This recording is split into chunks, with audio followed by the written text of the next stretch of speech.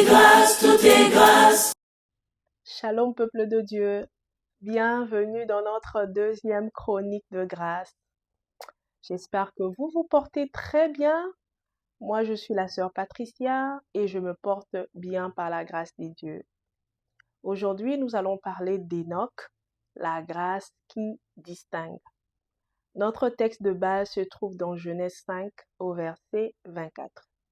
Mais avant d'y arriver, nous allons exploiter le chapitre précédent, Genèse 4, où le Seigneur nous parle des fils d'Adam et Ève, Caïn et Abel, la généalogie de Caïn, la naissance de Seth et de son fils Enoch.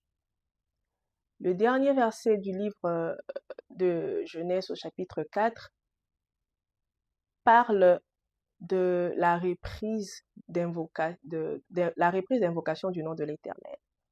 C'est comme si le nom de l'Éternel n'était plus invoqué pendant un moment et c'est à la naissance de Enoch, le fils de Seth, qu'on reprend à invoquer le nom de l'Éternel.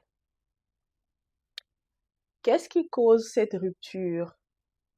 On remonte dans le verset 14 et 16, on se rend compte que Caïn, après avoir reçu la sentence auprès du Seigneur, il décide de s'éloigner de la face de Dieu.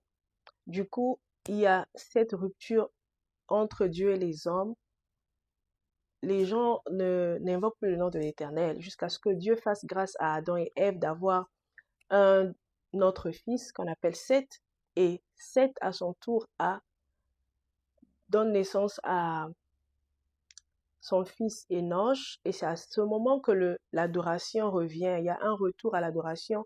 Les hommes reprennent à invoquer le nom de l'Éternel.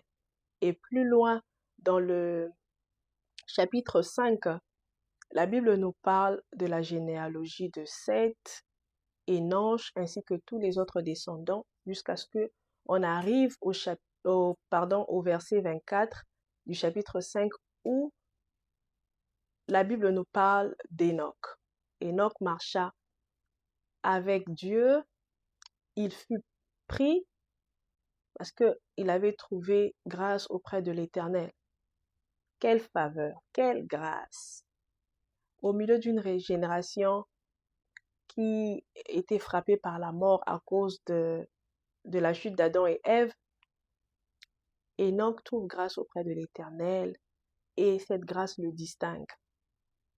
Bien-aimé dans le Seigneur, la grâce ne suit pas la logique des lois établies. La grâce brise la condamnation du péché. La grâce nous démarque, elle crée une démarcation divine et elle nous distingue. C'est le cas avec Enoch. Et je pense que dans le temps d'Enoch, il y avait des gens, il y avait aussi des personnes qui étaient justes, qui marchaient dans la crainte de Dieu, dans la sanctification, mais ces personnes n'ont pas pu avoir la même grâce qu'Enoch a reçue de ne pas connaître la mort.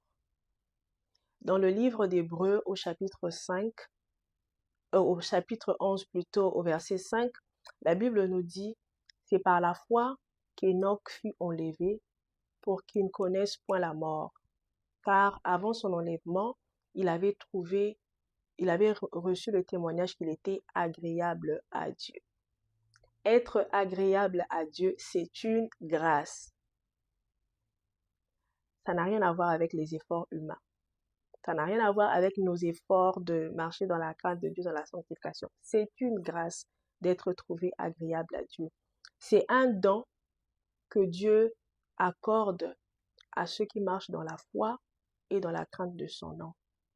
Le Dieu qui fait grâce à qui il veut a la possibilité de nous accorder aussi la même grâce de lui être agréable si nous le lui demandons sincèrement.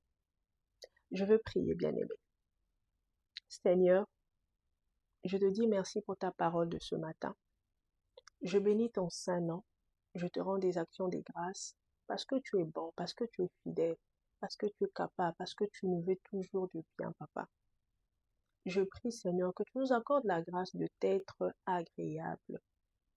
Saint-Esprit de Dieu, aide-nous dans notre marche de tous les jours, malgré les combats de la chair, à demeurer dans tes voies, à faire la volonté du Père à marcher dans la crainte de Dieu, dans la sanctification, selon ta volonté.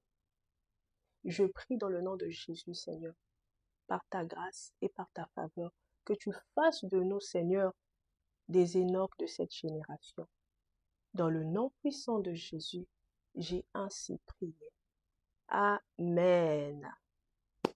Alors, je vous souhaite une très belle journée et on se revoit dans dans un prochain numéro, dans une autre chronique de grâce, je voulais dire. Merci beaucoup. Bye. Tout est grâce, tout est grâce.